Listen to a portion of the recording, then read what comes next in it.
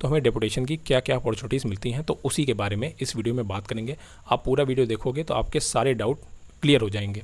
ठीक है, तो इस वीडियो में बात करने वाले हैं कौन कौन सी डेपुटेशन फोर्स होती हैं और डेपुटेशन ऑर्गेनाइजेशन होती हैं, उस पर जाने की क्या एलिजिबिलिटी होती है, कितने हमें डेपुटेशन के चांस मिलते हैं, उस ऑर्गेनाइजेशन में हम जाते हैं तो हमें परमानेंट एब्जॉर्प्शन के क्या सीन होते हैं और हमें कितना टेन्योर उन ऑर्गेनाइजेशन में काटने का मौका मिलता है। डेपुटेशन क्यों ज़रूरी है हमारी रेगुलर फोर्स ड्यूटी के अलावा, जिस कैडर में जैसे बीआरपीएफ, बीएसएफ, सीआरपीएफ वगैरह जिस ऑर्गेनाइजेशन में आप काम कर रहे हो उसकी रेगुलर ड्यूटी छोड़ के हम डेपुटेशन में क्यों जाएँ और फोर्स वाइड डेपुटेशन की अपॉर्चुनिटीज़ कितनी मिलती हैं।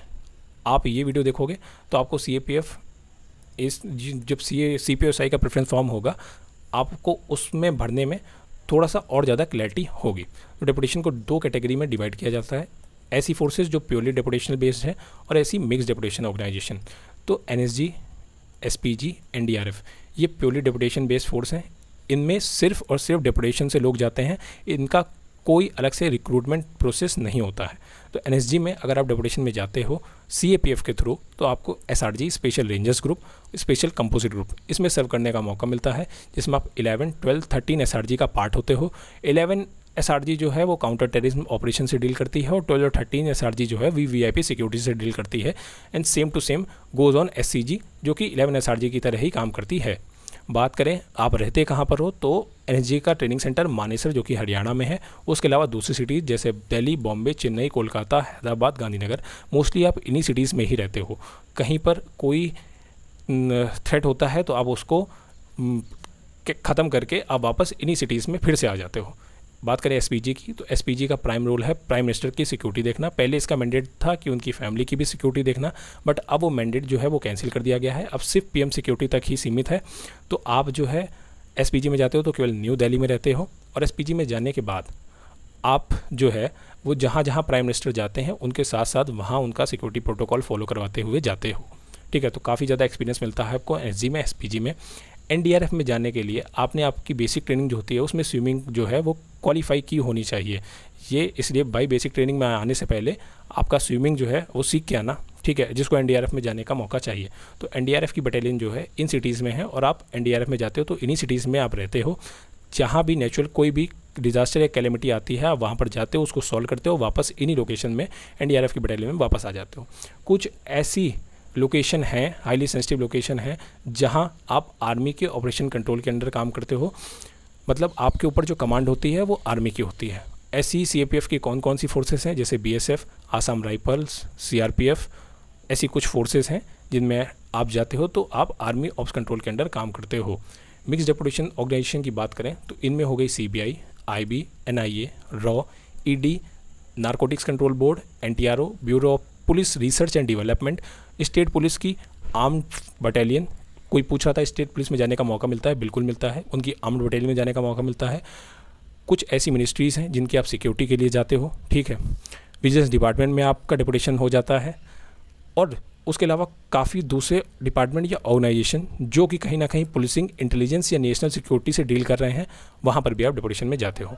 इसके अलावा जब इनकम टैक्स की रेट पड़ती है तो आपको सीएपीएफ पर्सनल को as a security purpose income tax जो होता है वो अपने साथ लेके जाता है। नेशनल पुलिस एकेडमी जो कि आईपीएस का ट्रेनिंग सेंटर है हैदराबाद में, वहाँ पर भी आप डेपुटेशन में जाते हो। कुछ ऐसे फॉरेन मिशन हैं, यूएन मिशन बेसिकली, जिसमें आर्मी और बीएसएफ को जाने का मौका मिलता है। ऐसी कंट्रीज़ में जहाँ सिविल वॉर चल रहा है जैसे कॉन्गो, हाइती एक्सेट्रा। काफ़ी सारे दूसरी कंट्रीज़ में जो हमारे हाई कमीशंस हैं उनकी सिक्योरिटी पर्पस के लिए सीएपीएफ को भी डिप्लॉय किया जाता है, तो आप हाई कमीशन की सिक्योरिटी में भी डेपुटेशन पे जाते हो दूसरी कंट्रीज़ में। बात करेंगे डेपुटेशन की एलिजिबिलिटी क्या है, तो सबसे पहले आपकी मेडिकल कैटेगरी शेप 1 होनी चाहिए, मतलब आपकी मेडिकल जो फिटनेस होगी वो एकदम टॉप लेवल की होनी चाहिए, ठीक है। दूसरा सर्विस रिकॉर्ड, आपका सर्विस रिकॉर्ड बहुत ज़्यादा नीट एंड क्लीन होना चाहिए, मतलब बेसिक ट्रेनिंग से लेके जब भी आप सर्विस कर रहे हो तो आपके सर्विस रिकॉर्ड में कोई भी रेड एंट्री नहीं होनी चाहिए। और सर्विस करते समय हर एक साल के एंड में आपका एपीआर भरा जाता है, एनुअल परफॉर्मेंस अप्रेजल रिपोर्ट, जो कि सीनियर ऑफिशियल आपका भरता है। तो आपके लास्ट 5 जो एपीआर होंगे वो वेरी गुड होने चाहिए, और लास्ट 2 एपीआर जो होने चाहिए, मतलब जो क्राइटेरिया है ना लास्ट 5 एपीआर का वो वेरी गुड ही है। लेकिन मान लो किसी वजह से आपकी परफॉर्मेंस अच्छी नहीं हो पाई, तो लास्ट 3 APR जो हैं वो आपके वेरी गुड भी चल जाएंगे और लास्ट 2 APR आपके गुड भी चल जाएंगे। बट अगर किसी के 5 APR वेरी गुड कैटेगरी के हैं तो पहले प्रेफरेंस उसको दी जाएगी और बजाय आपके जिसके 3 APR वेरी गुड हैं और 2 APR गुड हैं, ठीक है। तो आपको आपका एनुअल परफॉर्मेंस अप्रेजल रिपोर्ट जो है वो वेरी गुड कैटेगरी का रखना है, इसलिए आपका जो परफॉर्मेंस होना चाहिए ड्यूटी के दौरान बहुत ही काबिल तारीफ़ होना चाहिए, ठीक है। उसमें कोई भी किसी भी अफसर ने एडवर्स कमेंट ना लिखा हो, ठीक है। उसके अलावा आपकी जो एलिजिबिलिटी होती है वो मिनिमम 4 साल की होती है। 4 साल की सर्विस के बाद आप दूसरे डिपार्टमेंट में डेपुटेशन के लिए जा सकते हो, बट ये फिक्स नहीं है, मिनिमम है। दूसरे डिपार्टमेंट जो है या ऑर्गेनाइजेशन जो है वो अपनी रिक्रूटमेंट के हिसाब से आपकी जो एलिजिबिलिटी है वो डिसाइड कर सकते हैं। कुछ ऐसे ऑर्गेनाइजेशन या डिपार्टमेंट हैं जिनमें जाने के लिए वो ऑलरेडी कुछ ऐसे कोर्सेस हैं या आपका एकेडमिक बैकग्राउंड जो है कुछ इस तरीका का मांगते हैं। जैसे आप अगर हाई कमीशन की सिक्योरिटी में जाते हो तो आपको कमांडो कोर्स क्वालिफाइड मांगते हैं। इसी तरह अगर आप किसी साइबर सिक्योरिटी ऑर्गेनाइजेशन में जाते हो as a cyber security expert तो आपको IT का कोर्स, ठीक है, और कंप्यूटर साइंस बैकग्राउंड ये ज़रूर मांगते हैं, ठीक है। तो कुछ ऐसे कोर्सेस हैं जिन पर आप अगर बोलोगे तो मैं वीडियो बना दूंगा।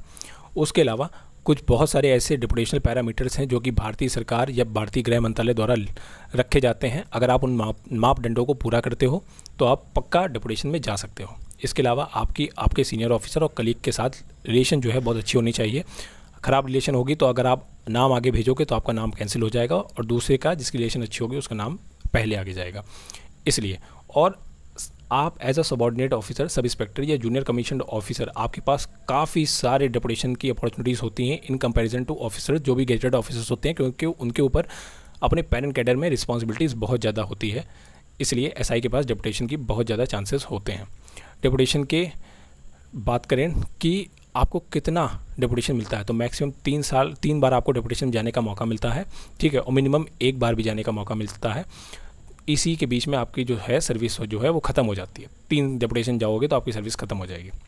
फिर एक डेपुटेशन से दूसरे डेपुटेशन के बीच जो कूलिंग ऑफ पीरियड होता है वो 3 साल का होता है। उस 3 साल के पीरियड में आपको हार्ड या एक्सट्रीमली हार्ड लोकेशन में आपकी सर्विस जो है वो प्रोवाइड करनी पड़ती है, उसके बाद ही आप दूसरे डेपुटेशन के लिए एलिजिबल होते हो।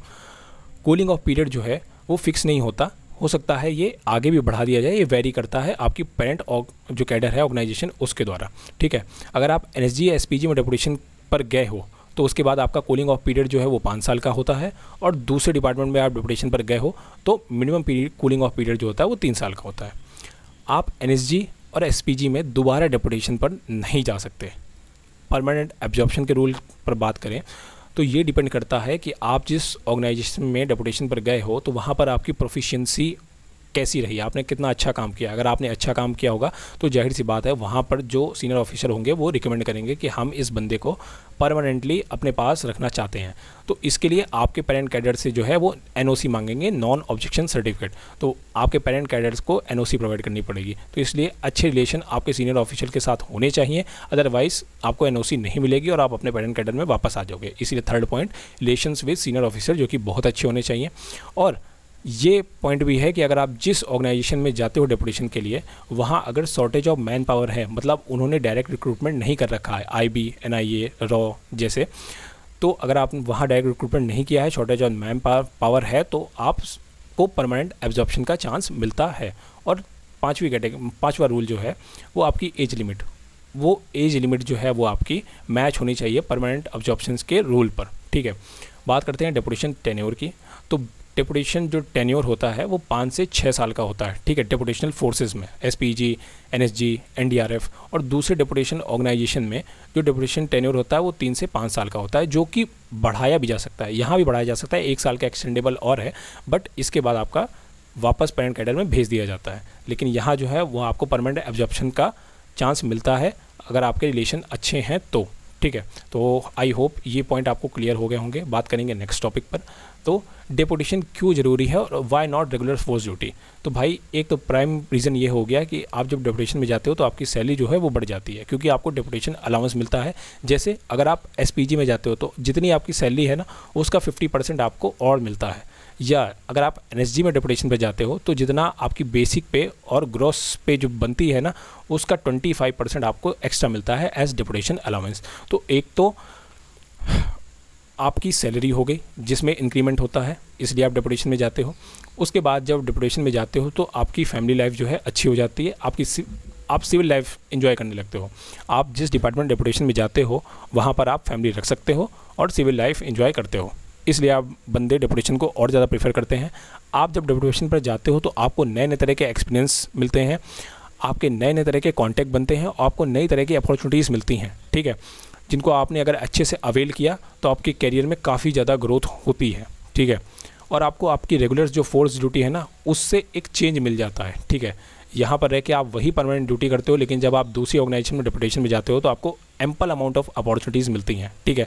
तो you will get a change, जो कि आपको हेल्प करता है आपके करियर ग्रोथ में और रिफ्लेक्ट करता है आपकी पर्सनैलिटी में, डाइवर्सिटी, आपके एक्सपीरियंस में और ज़्यादा इंक्रीमेंट होता है। बात करें डेपुटेशन अपॉर्चुनिटी जो कि फोर्स वाइज मिलती हैं, तो भाई फरवरी 2021 में जो भारतीय गृह मंत्रालय है उसने 2958 पर्सनल का डेपुटेशन रिजर्व कर दिया था कि भाई इतना मैन पावर जो है CAPF से वो डेपुटेशन में हर साल जाएगा, ठीक है, अलग अलग डिपार्टमेंट्स में। तो ये जो डेपुटेशन पूल जो MHA ने क्रिएट किया वो हर एक फोर्स के लिए अलग अलग रखा कि भाई BSF सबसे ज़्यादा जो है वो BSF से बंदे जो हैं डेपुटेशन में जाएंगे 6000 समथिंग, फिर उसके बाद CRPF से बंदे जाएंगे, ITBP से, SSB से, CISF से और असम राइफल से। तो ये है डेपुटेशन पूल। तो आप समझ सकते हैं कि डेपुटेशन में सबसे ज़्यादा बंदे किस फोर्स से जाते हैं। उसके अलावा जो CRPF है वो अगर NSG SPG में अपने cobra commando x cobra commandos को भेजती है तो उनके सक्सेसफुल रेट होने के चांसेस ज़्यादा हैं, क्योंकि कोबरा जो है वो अपने आप में एक स्पेशल SF यूनिट है, ठीक है, स्पेशल फोर्स यूनिट है। तो भाई मेरी तरफ से हो गया, जय हिंद। आई होप आपको ये वीडियो अच्छा लगा होगा और आपको डेपुटेशन के बारे में काफ़ी सारा सीखने को मिला होगा, ठीक है। मिलते हैं नेक्स्ट वीडियो में, ठीक है, ओके बाय, जय हिंद।